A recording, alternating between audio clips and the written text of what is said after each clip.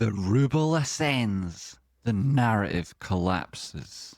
Short the vibe, an economic tragedy as told by trade spotting. Once upon a time, back when fundamentals still had fundamentals, and a currency's value was determined by something more than collective delusion and geopolitical LARPing, the ruble was the financial equivalent of a worn-out Nokia. Tough, vaguely embarrassing, and only still functioning because nobody had bothered to try and properly destroy the thing. Now, in the neon-lit vibe-only market of 2025, the ruble is being hailed as the world's best performing currency. Not because it earned it, not because oil is booming, not because sanctions are lifting, but because reality has been taken hostage by mood boards. Whatever happens when traders substitute macroeconomic models for completely bonkers trading. Act 1. The fall, but make it performance art. Late 2024.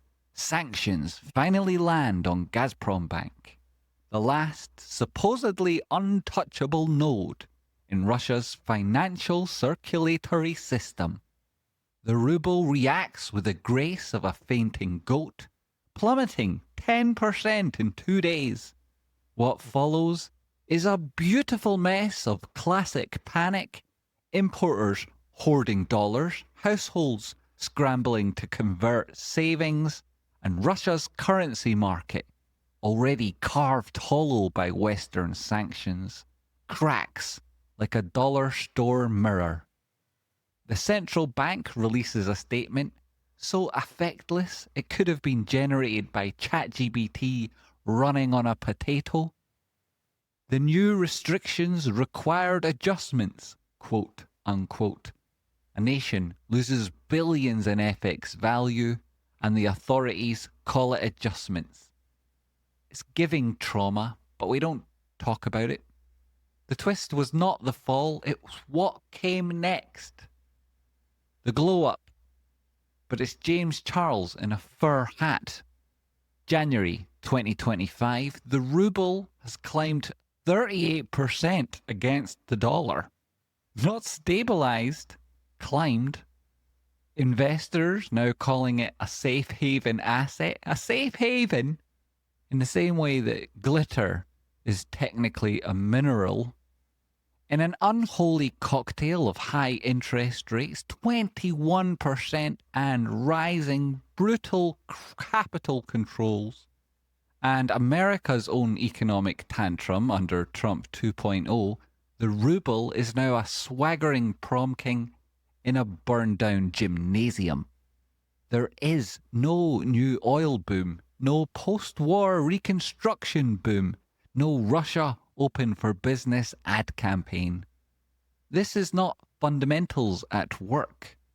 This is the financial equivalent of James Charles returning to social media with a new makeup palette, and everyone's pretending the last few years didn't happen. You can contour collapse, but it's still collapse. Oil? Who?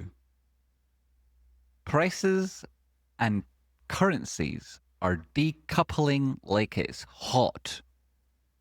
For decades, the ruble and oil prices moved in tandem like the last two drunk dancers at a wedding. Messy, intertwined, but at least predictable until now. Since late 2024 and early 2025, oil prices still drifting downwards, now burdened by Trump's pro-oil production pledges and hints at tariff wars, so confusing they make the British fiscal policy under Liz Truss look composed. Remember that? No? Good.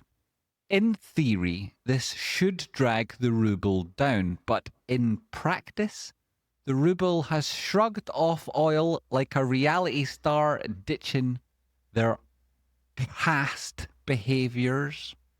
Correlation used to be comfort, like gravity. Now it's useless. The ruble is no longer listening to oil, nor to trade balances, nor to basic math. It's listening to capital controls, carry traders, and people whose idea of monetary theory comes from the crypto Twittersphere and their own dream journal. As you can see, price diverged as Trump entered office. At this point, the Russian economy started demonstrating strength via its currency, while that economy, underpinned by its main export, namely oil, was completely plummeting. This divergence shows a decoupling like it's hot. Russia's budget still depends on oil. The ruble, apparently not anymore. We've officially entered the uncanny valley of macroeconomics, where currencies no longer know their lines, and oil, their once lover, is ghosted mid-script. Welcome to Vibe Economics, the unholy gospel of feeling it. Let's talk about the real driver of the ruble's resurgence. This Vibe Economics. In Vibe Economics, perception is reality. Sanctions, vibe. War, vibe. Trade imbalances, that's just the mood, babe. A soaring ruble with shrinking exports and rising inflation? Don't question it, manifest it. The rise of the ruble isn't a reflection of Russian strength and resilience. It's the triumph of signal over substance, of aesthetic over architecture. It's the influencer economy now applied to central banking. The ruble isn't healthy. It's been corseted into shape by desperate capital controls, wild interest rates, and a financial media desperate for a comeback story. They love that in America. It's like watching a James Charles redemption arc on double speed, and you start to realize none of this is real. It's filtered, and it's ready to collapse the moment everybody stops clapping. Who is buying this? Western media, starved for novelty, has started covering the ruble like it's the breakout star of an off-Broadway tragedy. Strongest currency of the year, they shout, ignoring the fact that investors can't sell, that exporters are coerced into dumping foreign exchange, and that inflation is climbing like a feral raccoon in a food court. There's a term for this kind of stability. It's not strength, it's containment. Investors are betting on the ruble because it pays 21% interest, and they think they'll be able to sneak out before the party ends. Spoiler, the doors are locked. Russian capital controls mean once you're in, you're staying for dessert, and dessert is stale buckwheat and government bonds.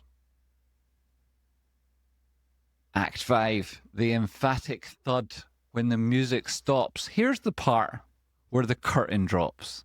The music cuts and the vibe collapses under its own empty weight, because the ruble's strength isn't sustainable. It's a stunt, a stage dive with nobody left to catch it. Trade deficits are real. Shrinking oil revenues are real. The cost of war is real. The illusion that you can strong arm a currency into being stable while your economy hemorrhages beneath it, that's a lie told by desperate states to credulous traders.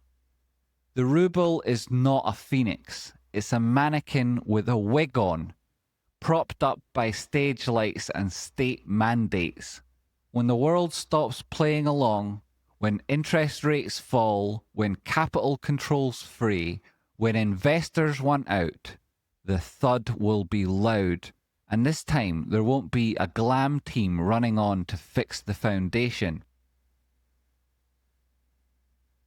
The ruble's rise is not a comeback. It's an echo, a ghost in a currency costume, posing for the cameras while inflation guts the kitchen and oil prices quickly exit stage left.